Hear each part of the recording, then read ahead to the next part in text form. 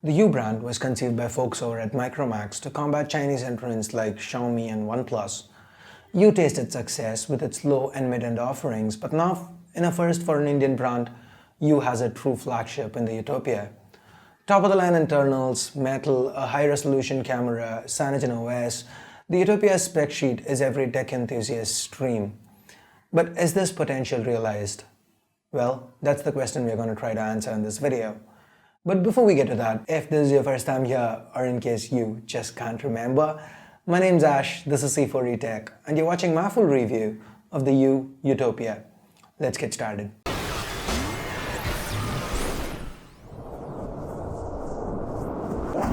As always, let's start with the build. The Utopia is built out of metal and seems solid in hand. To the right, we have the power button flanked by the volume rockers. Up top, we have a 3.5mm headphone jack, a slot to the left. Here we have a micro SIM slot and a tray that can either take another SIM or a micro SD card. To the bottom, we have the micro USB port that has support for USB OTG. To the front, on top, we have an 8-megapixel front-facing shooter, sensors, U branding, and an earpiece. At the bottom, we have a notification LED and no capacitive keys. In between, we have a 5.2-inch Quad HD display from Sharp with Corning Concord glass for protection. This display is quite sharp, but it's a little too warm for my liking. The viewing angles are good, but legibility under direct sunlight was quite average.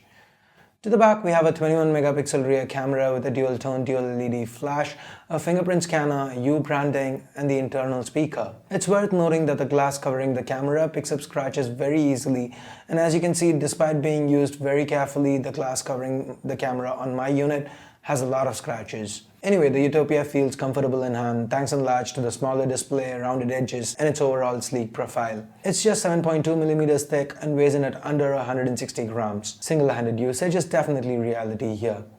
While the overall looks do come across as a little pedestrian and uninspired, the build itself is quite solid, barring the glass covering the camera, of course. Anyway, moving on, let's talk about what's underneath the hood. The Utopia is powered by a 64-bit Snapdragon 810 chip. Now that's 4 Cortex-A57 cores clocked at 2 GHz each, 4 low-powered Cortex-A53 cores clocked at 1.5 GHz each, coupled with an Adreno 430 GPU and 4 gigs of RAM. We have 32 gigs of onboard storage, and like I mentioned earlier, we do have support for USB OTG and an option to expand memory further via the hybrid slot. While the Utopia benchmarked decently with real-time intensive scenarios like gaming, under the balanced mode, it dropped frames and stuttered a bit. But switching to the performance mode ensured that these games ran very smoothly. What's commendable is the fact that even with the performance mode turned on, the temperatures did not exceed 43 degrees. The audio via the internal speaker was acceptable, not too loud, and the audio via the included Hauser Marley headphones was quite decent. The headphones themselves are quite unimpressive, but the quality was okay. Call quality again was just about acceptable. The levels at times felt a little bit off here too. Anyway, next up, let's talk cameras. The Utopia has a 21-megapixel rear shooter with optical image stabilization and face detection autofocus. U is using the Sony IMX230 sensor here. The shutter response seems okay. It's the Cyanogen camera app, nothing new, swipe for modes. The pictures shot with this camera turned out quite good. It does have mild issues with exposure, but the colors were mostly right. The detail was average, dynamic range was good, and so were the bokehs. Under low light though, there was a lot of noise that creeped in, but the images, like I said, for the most part, were decent.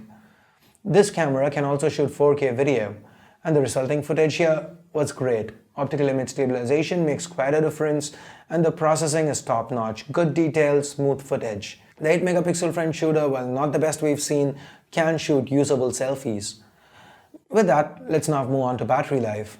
All this is powered by a non-user replaceable 3000 mAh battery, and on a looping video playback test, the Utopia lasted about 9 hours before running out of juice. With my kinda regular usage, that involves streaming YouTube for about an hour, 3G and Wi-Fi always on, Facebook, Twitter, push messages, a bunch of mails, some WhatsApp, a bit of music playback via Bluetooth. With this kind of usage, the Utopia managed to last me through a day on each of the 8 days that I use this phone as my primary device. If you do end up running out of charge, the Utopia does support Quick Charge 2.0 and can go from 0 to 60 in about 30 minutes. And that brings us to the software. The Utopia runs on Android 5.1 Lollipop with CyanogenOS 12.1 on top. So with Cyanogen, the regular functionality like tons of themes and the app themer to theme individual aspects of the UI return. Others like the double tap to wake and sleep are also present and accounted for. And by the way, you can also jump directly to the home screen by just placing your finger on the fingerprint scanner at the back, just like you can with the Nexus phones. The performance ranged from being very quick and accurate to needing multiple tries and at times just flat out refusing to read my fingerprint. In my time using this phone, I tended to avoid using the fingerprint scanner, and by the time I was done with testing the phone, I had actually turned it off. Anyway, we also have some button customization options and gesture support with the screen off. For example, you can draw a circle to directly launch the camera. We've seen all this before. What's new now is that the leftmost pane of your home screen where you'd find Google Nav on the Google Nav launcher or the Google Experience launcher, that's reserved for Around You, a service that helps you book tickets, order food, or book a cab and more. Unfortunately, as of now, it's very buggy. You need to leave your GPS on high accuracy nonetheless, or each time you hit that screen, you get a prompt asking you to do that, and you have no way to turn this off. Another minor bug I experienced is every time you go to the Around You screen and come back, long pressing the home screen to access home screen options will not work. Hitting the recent apps will fix this. And while talking about bugs, I also feel the need to mention that the sensitivity of the on-screen keys are terrible. There have been quite a few instances where my touches just flat out didn't get registered.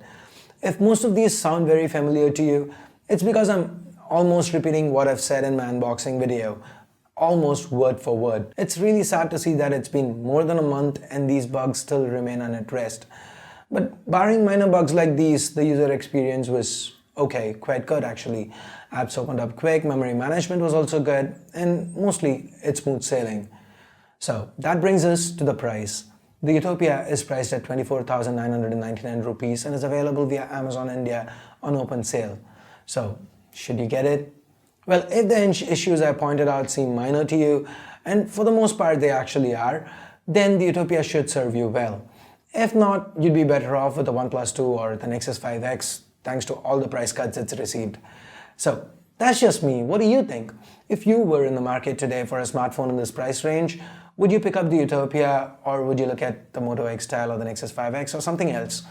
Let me know your thoughts in the comments below. I guess that's it for this review. Hope you liked it, hope you found it useful. If you did, don't forget to give this video a thumbs up, and for more videos like this, hit that subscribe button down below if you haven't already. Also, if you do want to see the Utopia compared with any other phone, hit me up on Twitter at C4eTech and let me know. I'll try to get that done. If you do want to pick up Utopia up, I'll leave direct links in the description below. Use them if you do want to help the channel out. So, I guess that's it. Thanks a lot for watching. Till next time, this is Ash here from C4eTech, signing off. You guys have a great day. Bye-bye now.